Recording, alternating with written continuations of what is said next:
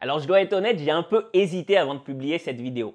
Parce que te faire une liste de quelques-uns des meilleurs sites pour apprendre à coder, c'est un peu te montrer le chemin pour aller tout droit chez mes concurrents, non? Eh bien en fait, c'est pas le cas. Tu vas voir. Déjà, tous les sites sont différents, avec leurs avantages et leurs inconvénients. Ils peuvent même se montrer complémentaires. Mais à l'arrivée, aucun ne propose de travailler de la même façon que moi. Et tu sais quoi, j'ai envie d'être transparent avec toi, plus de barrières. Chacun a sa façon de travailler et peut-être que tu préféreras une autre façon d'apprendre le code. Au final, je suis assez fier de ce que je te propose. Donc tu sais quoi?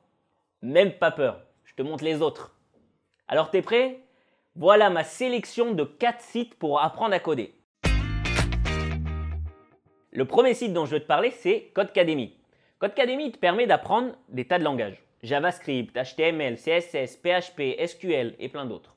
Alors tu peux choisir entre 3 formules. La première formule, c'est les cours gratuits. La deuxième, c'est la formule pro avec abonnement mensuel pour travailler à ton rythme. Ça coûte environ 18 $ par mois.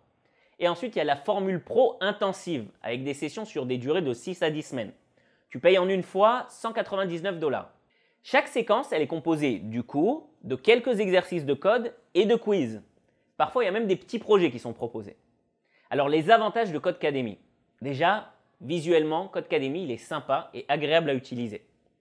Ton écran, il est séparé en 3 colonnes. Il y a la partie cours, la partie éditeur de code et la partie navigateur. C'est très pratique. Maintenant, les inconvénients, c'est que déjà, tout est en anglais. Ensuite, il n'y a aucune vidéo. C'est toi qui es seul avec ton écran et ton clavier. Et l'éditeur de code qui est tout prêt à l'emploi, c'est super pratique, mais ça ne t'habitue pas à installer et à utiliser tes propres outils. Parce qu'apprendre le code, c'est aussi ça, c'est maîtriser tout son environnement et de organiser son espace de travail. Alors le deuxième site dont je veux te parler, c'est FreeCodeCamp. Plus qu'un site pour apprendre le code, FreeCodeCamp, c'est une organisation à but non lucratif, dont le but est de rendre l'apprentissage du web accessible à tous. Leur devise, Learn to Code and Help Non-Profit. Une fois qu'on a fini d'apprendre, on peut réaliser des tâches pour des organisations. Alors les cours, ça se présente un peu comme pour Codecademy, avec un écran partagé en 3. Il y a même des sessions de code interactif, comme pour Codecademy. Les avantages de FreeCodeCamp, c'est déjà comme son nom l'indique, c'est que c'est 100% gratuit. Ensuite, FreeCodeCamp, il a une communauté très active. Maintenant, les inconvénients de FreeCodeCamp, c'est un peu les mêmes que pour Codecademy. En particulier, je dirais que le fait que ça soit exclusivement en anglais, ça ne facilite pas les choses. Le troisième site dont je veux te parler, c'est Open Classroom. Open Classroom, il a basé sa communication sur la promesse d'un job à la fin de la formation. Alors comment ça fonctionne? Déjà, il y a 3 façons d'utiliser Open Classroom. Tu peux l'utiliser gratuitement. Tu auras accès à 5 vidéos de cours par semaine. Chaque vidéo fait à peu près 3 minutes, ça veut dire qu'au final, tu as un quart d'heure de cours par semaine. Ensuite, tu as l'offre Premium Solo. Là, pour 20 € par mois, tu as accès illimité aux vidéos de cours. Et il y a aussi l'offre Premium Plus. À partir de 300 € par mois, tu as un mentor dédié et un emploi garanti à la fin du parcours. Alors, quels sont les avantages d'Open Classroom? Déjà, c'est en français. On peut dire aussi que le site est plutôt bien organisé. Et les cours sont sous forme de vidéos. Et alors, la promesse d'emploi garanti. Alors déjà, elle concerne que l'offre Premium Plus. Et puis surtout, il ne faut pas rêver. Le job, il ne va pas tomber tout seul du ciel. C'est à toi de chercher activement. Et tu dois être mobile sur l'ensemble de ton pays de résidence. Et si au final, tu arrives à décrocher qu'un CDD par exemple, eh ben, on considère quand même que tu as trouvé. Bon, en fait, Open Classroom, il ne prend pas beaucoup de risques avec cette promesse. Parce que comme je l'ai dit déjà dans une autre vidéo, une fois que tu as appris à coder, et surtout que tu sais prouver tes compétences, eh ben, le boulot, quoi qu'il se passe, tu vas le trouver. Voilà, donc si on veut aussi lister les inconvénients d'Open Classroom, je dirais que l'offre gratuite, c'est du faux gratuit. Parce que 5 vidéos par semaine, c'est rien. C'est plutôt une façon d'avoir un aperçu des cours avant de vraiment investir. Ensuite, le parcours premium, je parle du parcours premium plus, il est intéressant. Mais si tu fais le compte, au final, 6 à 12 mois, minimum 300 € par mois, ça revient cher quand même. Le quatrième site dont je veux te parler, c'est W3 School. W3 School il peut être vu plus comme une bibliothèque de référence. On y trouve toutes les ressources pour apprendre HTML, CSS, JavaScript, PHP et bien d'autres. Alors les avantages, c'est déjà que la présentation elle est très simple. C'est très facile et rapide de retrouver une info.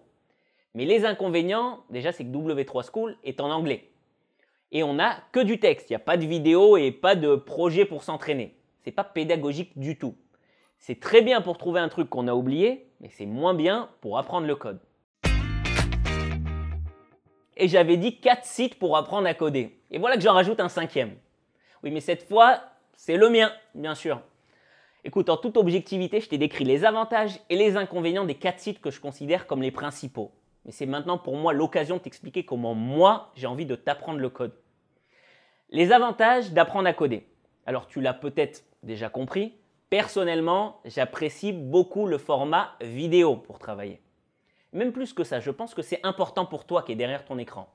Que moi, je sois toujours présent visuellement, que ce soit pour t'expliquer le cours ou pour coder un projet ensemble. L'objectif, pour toi, c'est comme si tu avais un prof en direct qui te suit. Un autre avantage de mon site, c'est que tout est en français. Et sauf si tu es parfaitement bilingue, c'est pas simple de se concentrer à la fois sur l'anglais et sur le code. Parce que comprendre des concepts techniques qui sont parfois compliqués dans une langue qui n'est pas la tienne, c'est se compliquer la vie inutilement. Okay, on ne peut pas tout apprendre à la fois, et l'anglais et le code. Un autre avantage, ce sont les projets concrets. Alors dès que tu as les bases du cours, on passe directement à la pratique. Et ça, c'est hyper important parce que le code, ça ne s'apprend pas par cœur, ça se pratique. Et c'est aussi orienté avenir. Je ne veux pas te faire perdre de temps. Alors les projets qu'on fait ensemble te concernent directement. Fais la création de ton site web perso, de ton portfolio. Je te prépare aux entretiens d'embauche. Je pense à ton futur. Et aussi, il y a beaucoup de contenu gratuit. Il y a du payant s'il faut bien vivre de quelque chose. Mais tu peux déjà tout à fait commencer avec le contenu gratuit. Ensuite, mes étudiants me disent qu'ils aiment bien l'ambiance cool et décontractée de mes cours. Ça tombe bien parce que, honnêtement, j'aurais du mal à faire autrement. Et puis, je suis convaincu qu'on apprend beaucoup mieux comme ça. Alors, les inconvénients du site Apprendre à coder, c'est déjà que c'est payant. Oui, si tu veux tout le contenu, les quiz, les projets, les missions et le contenu bonus, oui, c'est payant. Bon, je te rassure, c'est pas cher du tout. Voilà, donc c'est terminé pour cette vidéo. Si tu as eu l'occasion d'apprendre justement sur les sites dont j'ai parlé, ça m'intéresserait pas mal que tu me donnes tes impressions dans les commentaires. À bientôt.